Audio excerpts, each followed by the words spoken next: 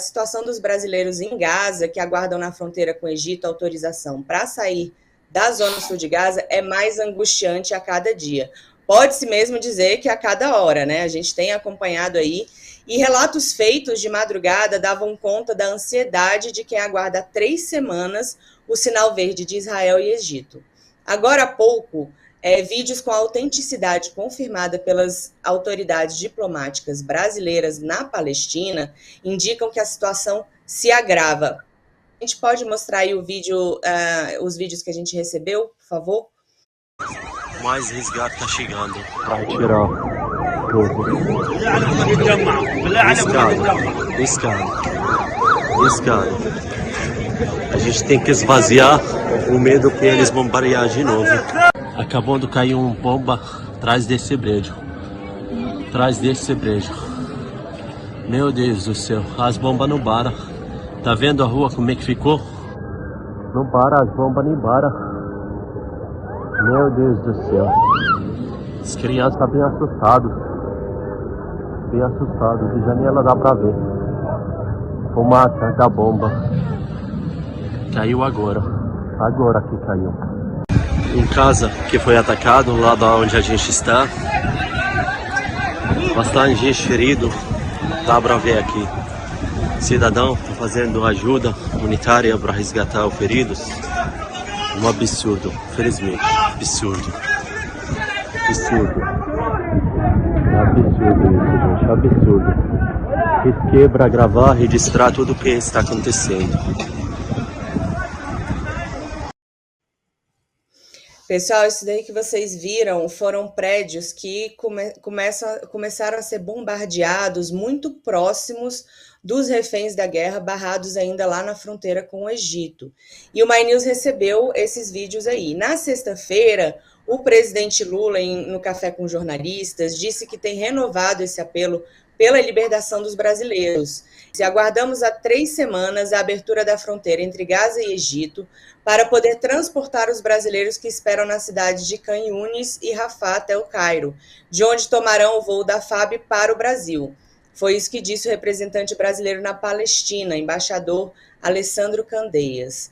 Os brasileiros, eles estão em casas alugadas pelo Itamaraty, que servem de abrigo, protegendo por meio de informação de localização compartilhadas com Israel. As perspectivas são de rápida degradação das condições de vida e segurança. Os brasileiros têm que ser autorizados a sair o mais rápido possível pelas partes envolvidas, para retornarem a salvo para o Brasil. E aí o presidente Lula, o ministro Mauro Vieira e o assessor especial Celso Amorim aumentaram nos últimos dias a pressão sobre o Egito e Israel pela liberação desses brasileiros, né? Então, a plena abertura de um corredor humanitário pela ONU deve contribuir. E há centenas de estrangeiros na mesma situação dos brasileiros. Eu vou aproveitar que o Maurício Randes, ele escreveu uma coluna hoje lá no Diário de Pernambuco. Mostra para a gente, Paty, por favor, que o pessoal que quiser ler, essa é a coluna que ele escreveu hoje. E, Randes, eu queria aproveitar você para comentar essa situação dos brasileiros e também um comentário que você esteja assim vendo e percebendo sobre essa situação no exterior, aí, nessa guerra horrenda. Alice, nós estamos vivendo horrores que a gente não imaginava que a humanidade, depois de todas as conquistas da democracia, do iluminismo, das ciências, né, os avanços também das concepções religiosas, é muito triste. Eu acho que o ser humano, o Homo sapiens, nesse episódio do Oriente Médio, está revelando a sua pior faceta, o seu lado mais sombrio. Eu até coloco aqui nessa coluna no Diário de Pernambuco de hoje, mostrando que Darth Vader, em Guerra nas Estrelas, nasceu bom, e depois, com as guerras e com os sofrimentos, ele se tornou uma pessoa ruim, um personagem do lado sombrio da força. Eu acho que a natureza humana ela é muito preocupante, né? Nós vemos seres humanos capazes de gestos belíssimos, de conduzir sua vida com empatia, com solidariedade, com honestidade, com responsabilidade com o coletivo, mas nós vemos muitas pessoas aflorarem o lado pior da humanidade. Nesse conflito no Oriente Médio, eu vejo muito assim, Alice. Eu vejo dois povos, o povo judeu, que é um povo muito sofrido, né, que foi vítima do Holocausto nazista, passou aí séculos em diáspora, vítima do antissemitismo e vítima também do ódio dos países árabes vizinhos. Sofre muito este povo judeu. E vejo o povo palestino que também sofre muito, né, que foi em 1967, foi expulso de áreas que eles já estavam lá há muito tempo, muitas vezes desalojados das suas residências, e foram colocados nessa faixa de Gaza, que todos sabemos é uma prisão a céu aberto, uma faixa muito estreita, de 25 quilômetros quadrados, isso é quase nada, e uma outra parte na Cisjordânia, o West Bank, né, a margem oeste do Rio Jordão. Eu estive lá na região, vi com meus olhos o que é que o governo de Israel estava fazendo. Estava expandindo os assentamentos de colonos lá na Cisjordânia, que é essa faixa a oeste do Rio Jordão. Então, observe, com a fundação do Estado de Israel, depois da Guerra dos 6 Dias, e com os acordos de Oslo de 1993, celebrados pela mediação de Bill Clinton, e com Yasser Arafat representando os palestinos, e Yitzhak Rabin representando os judeus, isso gerou o Prêmio Nobel, mas o que é que se fez? Um acordo ali para gradualmente chegasse a uma solução de paz, com o reconhecimento de dois estados soberanos, reciprocamente reconhecedores do outro. E o que é que aconteceu? Quem tinha mais condição de avançar neste processo de criação de um Estado autônomo palestino, o Estado de Israel, no momento em que foi capturado, em que a direita e a extrema-direita israelense foram ganhando as eleições com o discurso de que a segurança viria de um engessamento, de um incremento da violência, de uma expansão da colonização na Cisjordânia, ela foi criando mais ainda o pano de fundo para o ódio, para o ressentimento. E aí foi quando, em 2007, esse grupo terrorista, esse grupo extremista e terrorista do Hamas, ganhou as eleições lá nessa faixa de Gaza.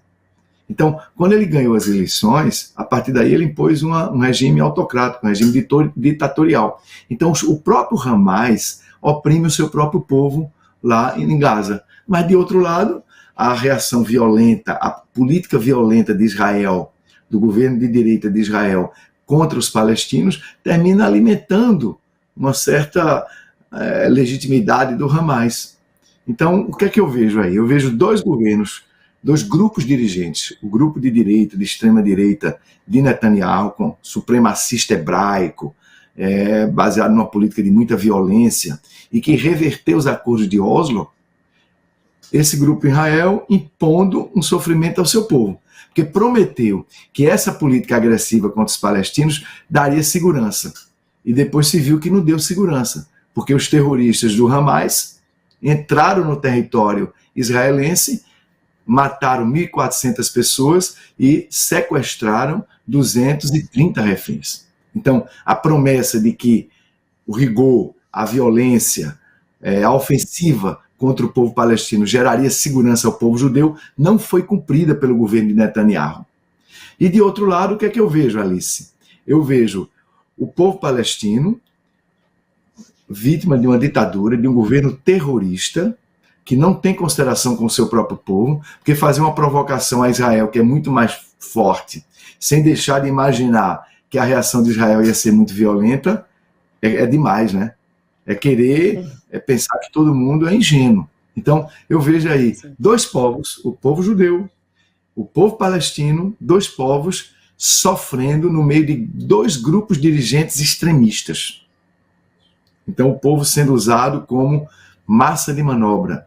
Esses dois povos sendo bucha de mísseis e de foguetes. E, por outro lado, é muito ruim o que está acontecendo no cenário internacional, que está crescendo o antissemitismo. Nós já temos notícia aí de um avião lá na Rússia, em que a população local de maioria muçulmana estaria informada de que esse avião viria com muitos judeus e teria se dirigido ao aeroporto para provocar ataques antissemitas contra os judeus naquela localidade, naquele aeroporto. Isso é muito triste. E vejo também muito triste setores aqui no Ocidente acharem que Israel tem sim o direito de, exercendo a legítima defesa, fazer o bombardeio indiscriminado que ele está fazendo. É muita ingenuidade ou má fé alguém achar que todos esses mísseis israelenses dirigidos à faixa de Gaza são dirigidos a alvos militares. Nós estamos vendo as imagens. O My News acaba de mostrar com um brasileiro lá que está na fronteira esperando autorização para sair da faixa de Gaza há 3 semanas e não consegue. A despeito de todo o apoio e a competência do Itamaraty. Eu conheço pessoalmente o embaixador Alexandre Candeias, é um diplomata da mais alta capacitação, tomou todas as providências, mas simplesmente Israel e Egito não estão deixando essas pessoas passarem por Rafah, que é o ponto de fronteira em que eles devem utilizar para sair da faixa de Gaza. Então é muito triste o que está acontecendo, porque as Nações Unidas, o Brasil costurou uma moção de pausa humanitária e os Estados Unidos exerceram o seu poder de veto lá no Conselho de Segurança da ONU. Então, esse apoio unilateral dos Estados Unidos a Israel é muito triste, porque os Estados Unidos, tudo bem, tem uma aliança histórica com Israel, mas isso não significa que os Estados Unidos deveriam concordar com o exercício desproporcional da punição coletiva que está sendo feito por Israel, que está penalizando por um atentado terrorista do Hamas, está matando indiscriminadamente a população civil palestina, idosos, jovens, crianças, pessoas que não têm nada a ver com o Hamas. Então, isso o mundo ocidental não poderia estar aceitando. Isso são horrores da guerra. É como disse a própria ONU. Tanto o Hamas quanto o governo de Netanyahu estão cometendo sucessivos crimes de guerra. Estão violando o direito internacional, a Convenção de Genebra. Até para a guerra existem regras. E Israel, no seu exercício legítimo do direito de defesa, que todo país tem, ele está exercendo a legítima defesa de modo desproporcional. Eu escrevi em outro artigo que é como se a legítima defesa, que está lá no Código Penal brasileiro, desse o direito à vítima de não só se defender contra o agressor, mas matar toda a família do agressor. O que Israel está fazendo é isso, exercendo desmedidamente o seu direito de legítima defesa, que foi reconhecido pela humanidade no dia 7 de outubro, quando a humanidade tomou conhecimento da agressão terrorista do Hamas aos kibbutz, à festa Rave, à população israelense, houve uma solidariedade maciça contra essas vítimas do terrorismo, esses judeus que foram atingidos pelo terrorismo de Hamas. Mas o que se viu em seguida foi o exercício do legítimo direito de defesa por Israel foi desproporcional. Israel começou a praticar crimes de guerra, começou a praticar uma punição coletiva ao povo palestino, como se o povo palestino fosse todo ele o Hamas, como se fosse tão difícil entender que uma coisa é o Hamas, outra coisa é o povo palestino. Então é muito triste, eu digo nesse meu artigo no Diário de Pernambuco, que aí é quase que um fracasso moral da humanidade, né? Sejam aqueles que não tiveram capacidade de se solidarizar com as vítimas dos judeus, as vítimas israelitas do atentado terrorista de 7 de outubro, seja com aquelas pessoas que não têm capacidade empática de entender o drama de 2.300.000 pessoas que estão numa prisão a céu aberto, sem água, luz, alimentos, comida, remédio, até comunicação foi cortada, só quem tem um chip estrangeiro.